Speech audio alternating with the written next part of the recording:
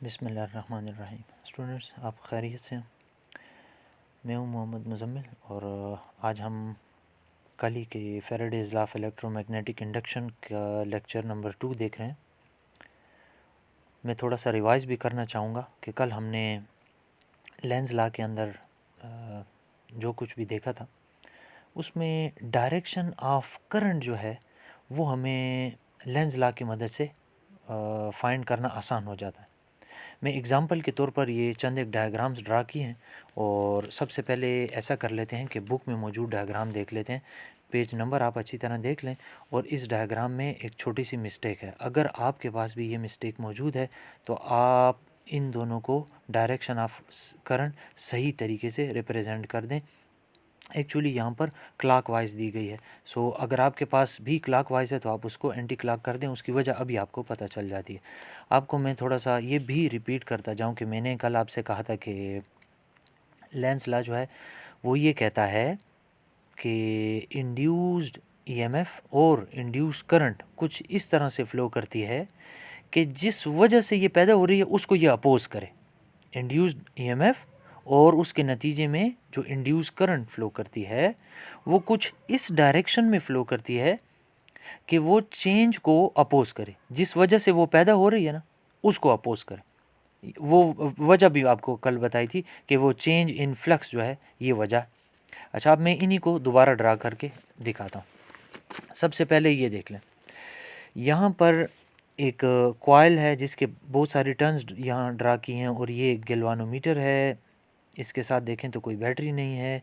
मैं north pole को, ये एरोस को देखें, मैं इसके करीब लेकर आता हूँ तो लेंज़ लॉ के मुताबिक ये इसके करीब आने को अपोज करेगा। देखें, जब हम इसके करीब ले जाएंगे ना तो जितनी फील्ड लाइंस यानी मैग्नेटिक फील्ड लाइंस इसमें से पहले गुजर रही होंगी, यानी जब ये दूर था तो नज़दीक लाने पर वो बढ़ेंगी। ये इसका मतलब है कि इस डायरेक्शन में मैग्नेटिक फील्ड बढ़ेगा तो ये अपने आप को कुछ इस तरह ओरिएंट कर देगी इंड्यूस करंट और इंड्यूस्ड ईएमएफ कि ये इस डायरेक्शन में इंक्रीज को अपोज करे। ठीक है, तो ये नॉर्थ के करीब आ रहा है ना तो ये अपने ऊपर नॉर्थ पोल क्रिएट कर लेगा। तो आप क्योंकि जानते हो कि नॉर्थ नॉर्थ को अपोज करता है तो ये करीब आने को अपोज करेगा। अब मैं वैसे तो इस तरह एन लिख सकता हूँ, लेकिन मैं आपको बड़ी आसान सी एक ट्रिक बता देता हूँ कि जिससे आपको करंट की डायरेक्शन फाइंड करने में बहुत आसानी हो जाएगी। यकीन करें कि ये मैं बहुत लंबी बात को आधा घंटा भी समझाता जाऊँ ना तो आपको समझ शायद ना आए, लेकिन अगर मैं सिर्फ इस एन को एक और तरीके से लिख लूँ ना तो आपको 1 सेकंड के अंदर करंट की डायरेक्शन पता चल जाएगी। ले ये देखें, मैं एन लिखने लगा हूँ, ये मैंने एन लिखा है। अब आप इसकी जो दो टिप्स है ना इनके ऊपर एरो ड्रा कर लें तो ये आपको करंट की डायरेक्शन पता चल जाएगी जो कि है एंटी क्लॉक। तो एंटी क्लॉकवाइज डायरेक्शन में करंट फ्लो करता है जब नॉर्थ पोल इस कॉइल के करीब आए। अब ज़रा इस डायग्राम को देखें, इसमें मैं नॉर्थ पोल को इससे दूर लेकर जा रहा हूँ तो होना क्या चाहिए कि ये नॉर्थ को दूर कौन नहीं जाने देता, आप सोचें तो वो साउथ पोल है। अब वो किस डायरेक्शन में करंट फ्लो करे कि ये साउथ पोल इसके ऊपर बन जाए, तो उसके लिए मैंने एस तो इस तरह लिखा है, लेकिन अगर मैं इसी तरह जैसे ये लिखा है ना मैं ये एस को देखें यूँ लिख देता हूँ और इसके दोनों टिप्स पे एरो डाल दूँ तो ये एक्चुअली आपको करंट की डायरेक्शन बता रहा है। तो ये है जी क्लॉकवाइज डायरेक्शन में करंट। तो एंटी क्लॉकवाइज डायरेक्शन में करंट फ्लो करता है तो देखें गैल्वानोमीटर मैंने शो किया है कि राइट साइड को डिफ्लेक्ट हो रहा है और इस केस में जब नॉर्थ पोल दूर जाना शुरू कर दे तो ये उसके क्लॉकवाइज डायरेक्शन में करंट फ्लो कर रहा है तो ज़ाहिर है करंट की डायरेक्शन जो उलट गई है। तो यहाँ गैल्वानोमीटर देखें पहले राइट साइड पे था तो अब लेफ़्ट साइड पे डिफ्लेक्ट हो रहा है। अब ये तो बुक के अंदर दोनों मौजूद हैं और ये बहुत ही सिंपल तरीका था लेंज़ लॉ की मदद से इसकी कॉइल के अंदर करंट की डायरेक्शन फाइंड करने का। ज़रा प्रैक्टिस के लिए एक और ट्राई करते हैं। अब साउथ पोल को इसके करीब लाते हैं तो देखें साउथ पोल जब करीब आएगा तो इंड्यूस करंट और इंड्यूस्ड ईएमएफ कुछ इस तरह से क्रिएट होंगे कि उससे पैदा होने वाला जो मैग्नेटिक फील्ड है इंड्यूस करंट की वजह से इस कॉइल में पैदा होने वाला जो फील्ड है वो इस फेस पे कौन सा पोल बना लेगा, साउथ पोल बना लेगा क्योंकि ये करीब आ रहा है। तो इसका मतलब हुआ कि ये डायरेक्शन होगी करंट की। यानी कि क्लॉकवाइज। मैं यहाँ लिख देता हूँ। और क्लॉकवाइज के केस में मैंने सपोज़ किया है कि ये लेफ़्ट साइड को डिफ्लेक्ट हो रहा है। और अगर मैं चौथा और आखिरी केस दिखाऊं तो ये साउथ पोल जब दूर जा रहा है, when south pole of a magnet moves away from the coil, तो उस सूरत में ये साउथ को नहीं जाने देता, तो नॉर्थ पोल अपने ऊपर क्रिएट करेगा। नॉर्थ को मैं फिर इस तरह ड्रा करता हूँ कि करंट की डायरेक्शन रिप्रेजेंट हो, इंडिकेट हो। तो ये है करंट की डायरेक्शन, यानी कि anti clockwise direction of the current. तो ये था जी लेंज़ लॉ। लेंज़ लॉ हमें, एक तो मैंने कहा था कि नेगेटिव साइन जब कभी भी आएगा तो हम ये चीज़ अब क्लियर हो जानी चाहिए कि नेगेटिव साइन इसलिए लगा हुआ है कि इंड्यूस्ड ईएमएफ, उससे पैदा होने वाली इंड्यूस करंट, और उस इंड्यूस करंट के फ्लो करने से जो मैग्नेटिक फील्ड पैदा होगा, ये हमेशा उस वजह को अपोज करते हैं जिसकी वजह से ये पैदा हो रहे हैं, और ये वजह है चेंज इन फ्लक्स, फ्लक्स में तब्दीली का आना। ठीक है जी। अच्छा, अब ये तो हो गई एक सर्कुलर शेप की कॉइल या लूप, ये रेक्टेंगुलर शेप की हो, सर्कुलर शेप की हो, इसके अंदर जो डायरेक्शन ऑफ इंड्यूस्ड करंट है वो फाइंड करने का तरीका हमें कौन बताता है? Lenz law. लेकिन अगर ये गोल कॉइल ना हो, यानी कि लूप की शक्ल में कॉइल ना हो, बल्कि एक स्ट्रेट कंडक्टर हो, तो क्या करेंगे? उसका जवाब ये लिखा हुआ है, Fleming's right hand rule. Fleming's left hand rule आपको याद है कि जब कभी भी एक चार्ज्ड पार्टिकल कांस्टेंट यानी यूनिफॉर्म मैग्नेटिक फील्ड के अंदर आ जाता है तो उसके ऊपर मैग्नेटिक फील्ड फोर्स अप्लाई करता है, और वो फाइंड करते थे हम with the help of Fleming left hand rule. लेकिन अब यहाँ पर वो चैप्टर 13 था। चैप्टर 13 मैंने आपसे कहा भी था कि सारा का सारा फ्लेमिंग के लेफ्ट हैंड रूल के ऊपर एक्सप्लेन होगा। ये है जी फ्लेमिंग राइट हैंड रूल। ये कब इस्तेमाल होता है? जब इलेक्ट्रोमैग्नेटिक इंडक्शन की बात हो रही हो, जब कभी भी फ्लक्स चेंज हो रहा हो। पिछला चैप्टर जो था उसमें मैग्नेटिक फील्ड कांस्टेंट था, इस चैप्टर में मैग्नेटिक फील्ड कांस्टेंट नहीं रहेगा। इस केस में मैग्नेटिक फील्ड चेंज होगा, उसकी वजह से मैग्नेटिक फ्लक्स चेंज होगा, उसकी वजह से इंड्यूस्ड ईएमएफ पैदा होगी। तो मैग्नेटिक फील्ड का चेंज होना यहाँ पर मौजूद है। अच्छा, इसी में फ्लेमिंग राइट हैंड रूल, मैंने उसको स्टेटमेंट के बजाय बड़े आसान अल्फाज में आपको पहले मैं याद दिलाऊं कि फ्लेमिंग लेफ्ट हैंड रूल में क्या होता था? एफ बी और आई, एफ बी और ये आई था। यही सब कुछ आप इधर कर लें, राइट हैंड ले लें, एफ ये बी और ये आई। आप ऐसा कर लेते हैं कि एफ किसको रिप्रेजेंट कर रहा है? ये थंब देखें तो थंब हमारा एफ को रिप्रेजेंट कर रहा है कि जिस डायरेक्शन में हमारा कंडक्टर फोर्स एक्सपीरियंस करे या जिस डायरेक्शन में कंडक्टर मूव करे। और ये बी, शहादत वाली उंगली जो है, फोर फिंगर जो है, ये मैग्नेटिक फील्ड की जानिब आप कर लें। तो जब आप ये वाली उंगली मिडल फिंगर खोलेंगे तो ये ऑटोमेटिकली इंड्यूस्ड करंट की डायरेक्शन बता देगी।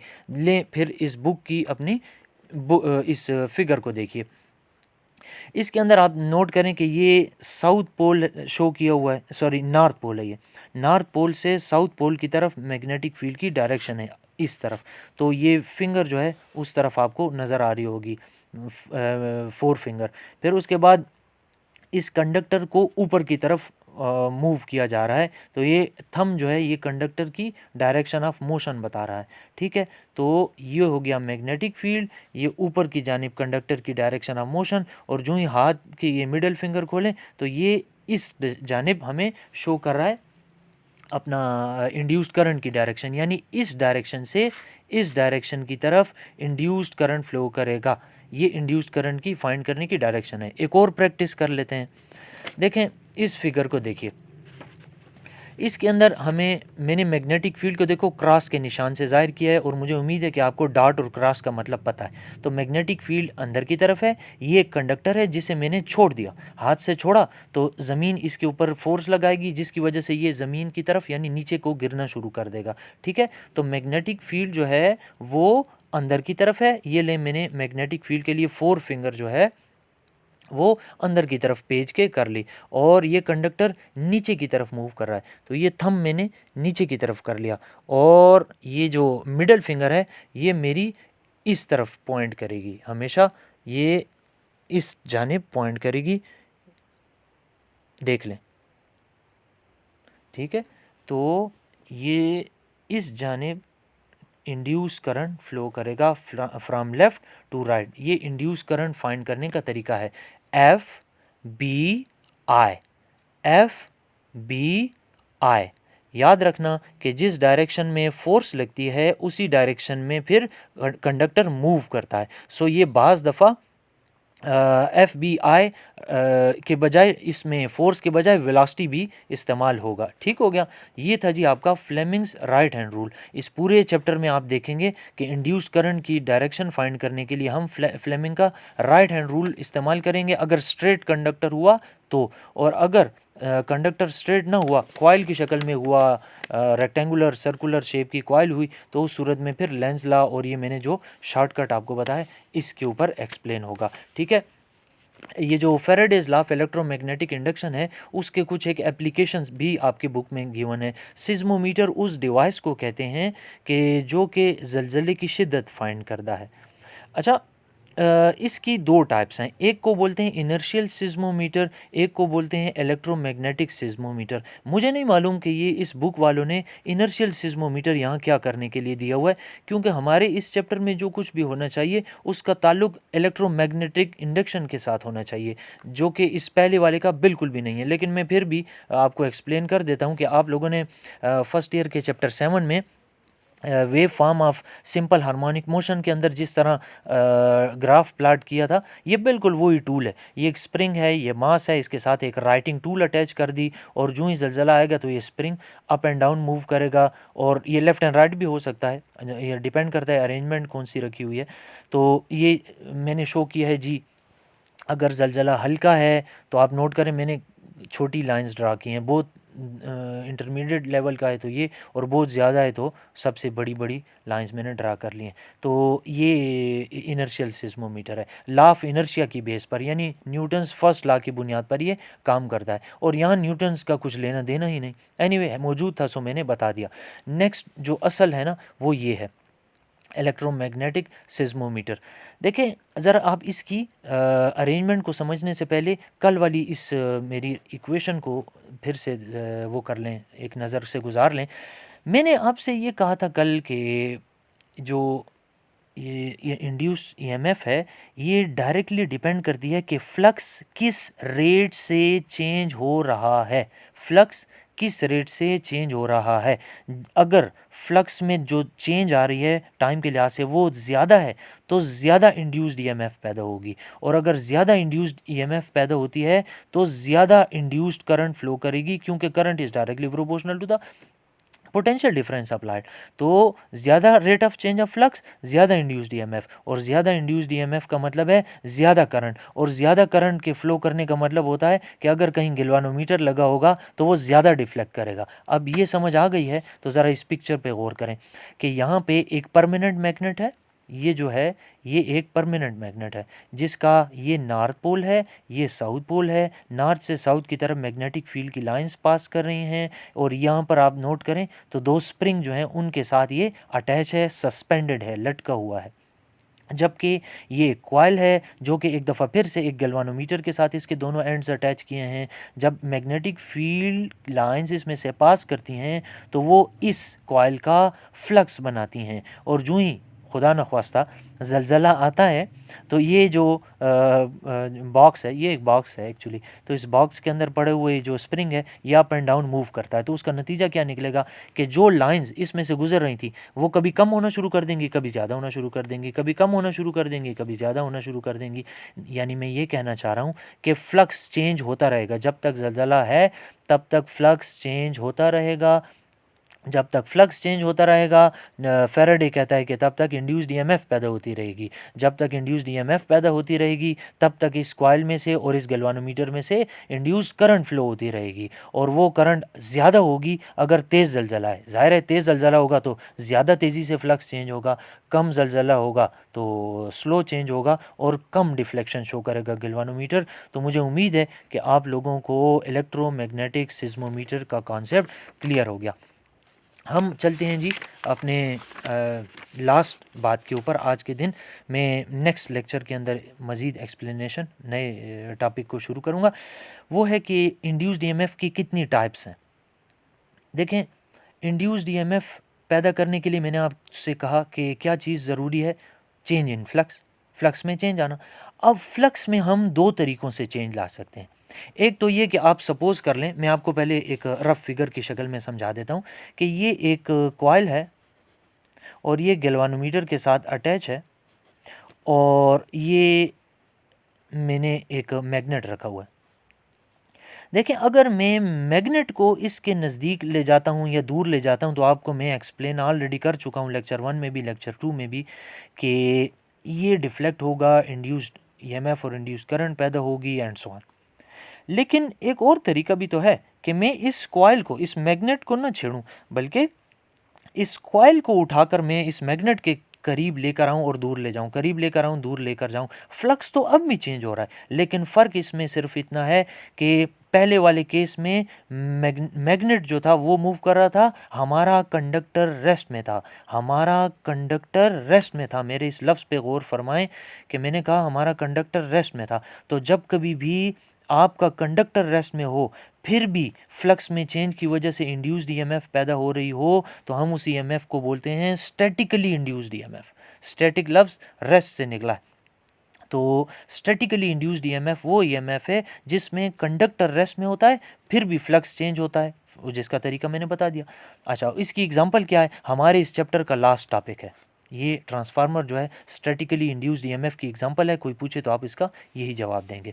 अब इसका उल्टा क्या होगा कि मैग्नेट को अपनी जगह पे ही रख दें, जबकि हम इस कंडक्टर को मूव करें आगे पीछे, तो उससे भी फ्लक्स चेंज होगा। ज़ाहिर है फ्लक्स तो अब भी चेंज हो रहा है, इंड्यूस्ड ईएमएफ और इंड्यूस्ड करंट तो अब भी पैदा हो रहे हैं, लेकिन इसमें फ़र्क अब ये है कि अब कंडक्टर मूव कर रहा है। तो इस केस में जो ईएमएफ पैदा होगी उसको बोलेंगे डायनामिकली इंड्यूस्ड ईएमएफ। ये वो ईएमएफ है जब हमारा कंडक्टर मूव करे, वो ईएमएफ जिसके अंदर कंडक्टर मूव करे तो इंड्यूस्ड ईएमएफ पैदा हो, इंड्यूस्ड करंट फ्लो करे, तो हम कहते हैं कि ये डायनामिकली इंड्यूस्ड ईएमएफ है।